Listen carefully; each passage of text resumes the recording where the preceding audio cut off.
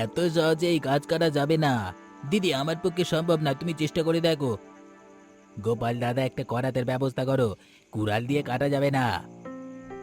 সবাই চলো, পুকুর পাড়ে একটু বসে বিশ্রাম করি গিয়ে, তারপর আবার শুরু করা যাবে। তোমাদের ভয় করে না? এই জঙ্গলের ভেতর কি কোনো মানুষ থাকে? আমি এখানে বসে থাকতে পারবো না। কেমন অন্ধকার হয়ে আছে, আমার কেমন গা ছমছম ছমছম ছমছম করছে। আমরা এখানে প্রায় 1 বছর ধরে আছি, কই আমাদের তো এমন কোনোদিন হয়নি। আচ্ছা তোরা থাক, আমি দেখি আগুন জ্বালানোর ব্যবস্থা করি, দেখি আশেপাশে কিছু কাঠ পাওয়া যায় কিনা। ভিজা কাঠে আগুন জ্বলবে না। তুমি বরং আমাদের রান্না করার শুকনো কাঠ নিয়ে এসো। তোরা এখানে বস, আমি কুড়ালটা নিয়ে গাছ কাটার চেষ্টা করে দেখি। খুব শান্তিতে ছিলাম বুঝলি, ওই পলাশ আর ওর বউ এসে আমাদের শান্তি একেবারে নষ্ট করে দিল। সন্দেহে আমি কথা দিচ্ছি, ওদের এখান থেকে তাড়াবো। যদি গাছ কাটতে না পারি তাহলে ওদের ভূতের ভয় দেখিয়ে তাড়াতে হবে। কয়েকদিন পর ওরা ঠিক চলে যাবে। হবে না, আমাদের অন্য ব্যবস্থা করতে হবে। এখন প্রায় মধ্যরাত, চলো আমরা ঘরে গিয়ে ঘুমিয়ে পড়ি। আচ্ছা চলো।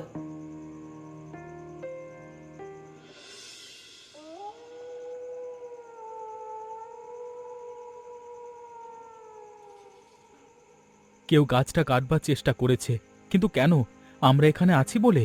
শত বছরের এই পুরনো গাছ আগে তো কেউ কাটবার চেষ্টা করেনি।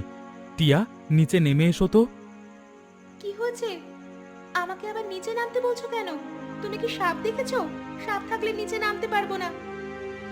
আরে বাবা, সাপ নয়, তুমি আসো তারপর বলছি। এই কি কাণ্ড! কে এত বড় সর্বনাশ করতে চাইছে? বুঝেছি, গ্রামেরই কেউ হবে। আমাদের সুখ সহ্য করতে পারছে না, তাই গাছটা কেটে দিতে চায়। ভোজ করে খাওয়াতে চেয়েছিলাম, কিন্তু কোনো দরকার নেই। যারা আমাদের ক্ষতি করতে চায় তাদের কেন ভোজ করে খাওয়াবো? আমার কেন জানি মনে হচ্ছে এই পুরনো বাড়ির ভেতরে কেউ থাকে। একবার ভেতরে গিয়ে দেখলে হয় না? চলো আমার সাথে। দেখো, ওই পুকুর পাড়টা কেমন ধোঁয়া ধোঁয়া হয়ে আছে। কেউ মনে হয় আগুন ধরিয়েছে। আগে পুকুর পাড়ে যেতে হবে। এই দেখো কাঠের আগুন, আগুন এখনো পুরোটা নিভে যায়নি। এবার পুরনো পুরনো বাড়ির দিকে চলো। নাক ডাকা শব্দ শোনা যাচ্ছে। ওই দেখো, এই ঘরে গোপালদা ঘুমাচ্ছে। এখানে তো সব আছে, মনে হয় অনেক আগে থেকে থাকে। তাহলে গোপাল দাদারা শ্বশুর বাড়ি থাকে না, সবাইকে মিথ্যে বলে এসেছে এতদিন। মনে আছে প্রথম যেদিন আমরা ঘর বানানো শুরু করেছিলাম, সেদিন গোপালদার সাথে দেখা হয়েছিল। বলছিল একটা কাজে এদিকে আসছে। আমার সব মনে আছে। তোরা তোরা এখানে কি করছিস? এইভাবে উঁকি মেরে দেখা তো ঠিক নয়। তোমরা তাহলে এখানে আছো? ভালোই তো, জমিদারের বাড়ি দখল করে আছো। ভালোই তো। আমরা একা দখল করে আছি? তোরাও তো বটগাছের ভেতর 4 তলা ঘর করেছিস। বেশ করেছি। টিয়া, এখন চলো, এখানে থাকলে তুমি ঝগড়া করবে।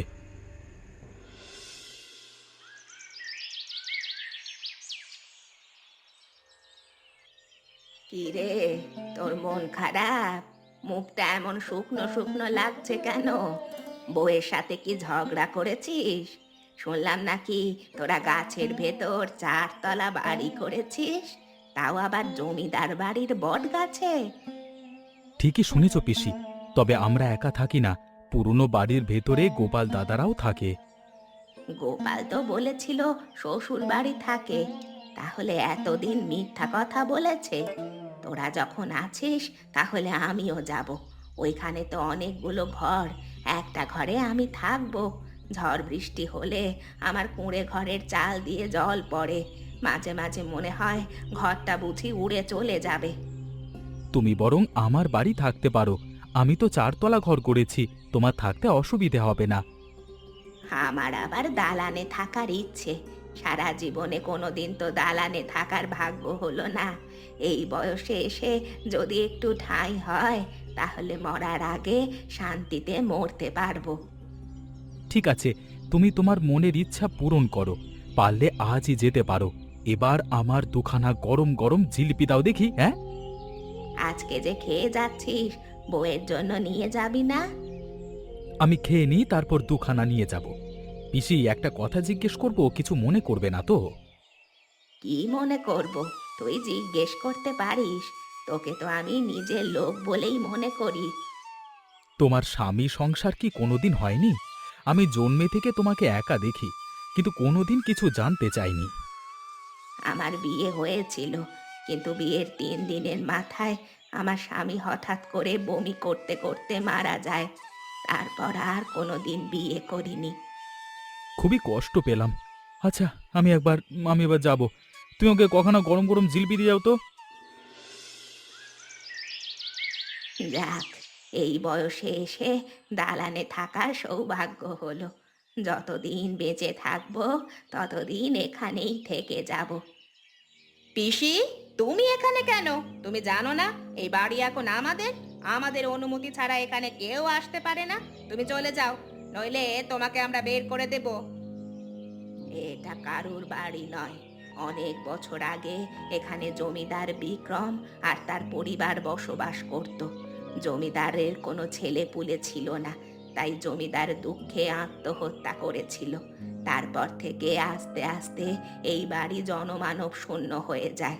জমিদার আত্মহত্যা করেছিল বলে ভয় কেউ এই দিকে আসে না। আমি তোমার কাছ থেকে কোনো ইতিহাস শুনতে চাই না। ভালো চাও তো এই বাড়ি থেকে বার হয়ে যাও। আমি যাব না, দেখি তোরা কি করতে পারিস। এই বাড়িতে থাকার অধিকার গ্রামের সবার আছে। এই ভূপেন, এইদিকে আয়। দেখ, ললিতা পিসি জমিদার বাড়ি দখল করেছে। কিছুতেই ললিতা পিসিকে থাকতে দেওয়া যাবে না। কি হয়েছে, এত চিৎকার করছো কেন? তোমার জন্য সকালে ঠিকমতো ঘুমাতে পারলাম না। আপনি এখানে কেন? বেরিয়ে যান, বেরিয়ে যান বলছি। এখন যদি চলে না যান আপনার অবস্থা খারাপ করে দেব। দিদিদের গ্রামেই তো আপনার বাড়ি। আপনার একটা মিষ্টির দোকান আছে না? আপনি চলে না গেলে মিষ্টির দোকানটা ভেঙে মাটির সাথে মিশিয়ে দেব। বাবা, বাবা, তুমি এত বড় ক্ষতি আমার করো না। আমার দোকান ভেঙে দিলে আমি যে না খেয়ে মরে যাব। আমি এখনই চলে যাচ্ছি। এখানে কি হয়েছে? তোমাদের চিৎকার চেঁচামেচি শুনে চলে এলাম। আমি এখানে থাকতে এসেছিলাম, এরা আমাকে তাড়িয়ে দিচ্ছে। পিসি, তুমি আমার সাথে চলো, তারপর দেখবো তোমাকে থাকতে দেয় কি না দেয়। দিদি, দিদি, আমি তোকে কথা দিচ্ছি, আজকে রাতে 4তলা বাড়ি আমি ধ্বংস করে দেব। আগে গাছের ডাল কাটবো, তারপর গোড়া কাটবো। আজকে রাতের মধ্যেই বট গাছের কোনো চিহ্ন রাখা যাবে না। জমিদারের সম্পত্তি কাউকে ভোগ করতে দেব না। দাদা, মনে হচ্ছে বৃষ্টি হবে। সাবধানে, পা পিছলে আবার পড়ে যাও না। এই দেখো, বৃষ্টি শুরু হয়ে গেল। যা। বৃষ্টি আজকে আমাদের থামাতে পারবে না। সাপ? হ্যাঁ হ্যাঁ, কোথায় চাপ? আরে বাবা রে, মরে গেলাম রে। আমার হাতটা ভেঙে গেছে। উফ রে ভূপেন রে, আমাকে বাঁচা। বুঝতে পেরেছি, আমাদের দ্বারা এই গাছ কাটা সম্ভব হবে না। দাদা, তুমি আমাকে ধরো, তোমাকে ঘরে নিয়ে যাই। আরে বাবা, ওরে ভূপেন রে, তোকে ধরে ওঠার মতো শক্তি আমার নেই। তোর দিদিকে ডেকে নিয়ে আয়, তারপর দুজনে মিলে আমাকে নিয়ে যাবি। ওরিস। ঠিক আছে, আমি দিদিকে ডেকে নিয়ে আসছি। ওহ ওরে, আমার এ কি হলো? আমি আর হাঁটতে পারবো না। ওহ। আমার আর দালান বাড়িতে থাকা হলো না, কপালটাই খারাপ। তবে তোদের এই বাড়িটা বেশ সুন্দর, খুব আরাম, গরম কম লাগে। এই জন্যই তো এখানে বাড়ি করেছি।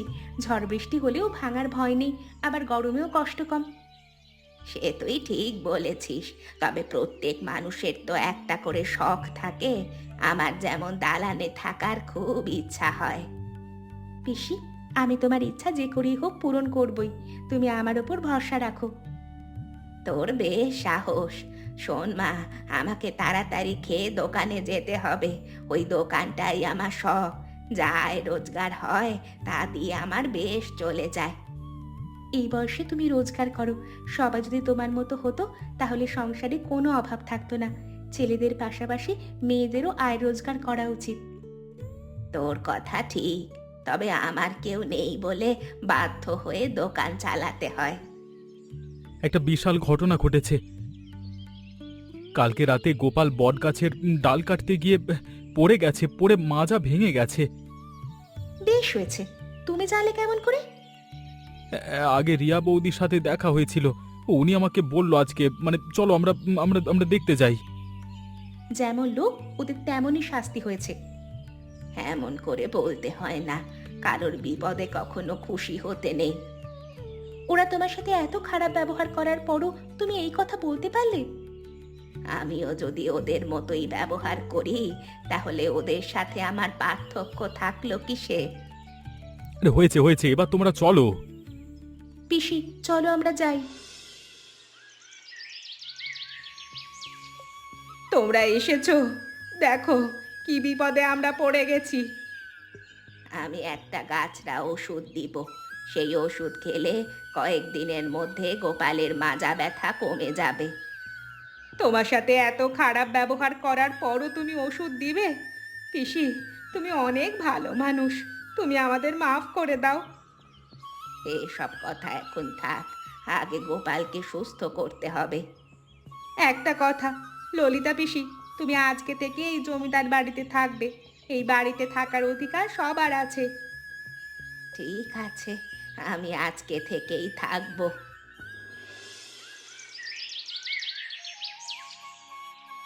এখনো ঘুমোচ্ছ কেন?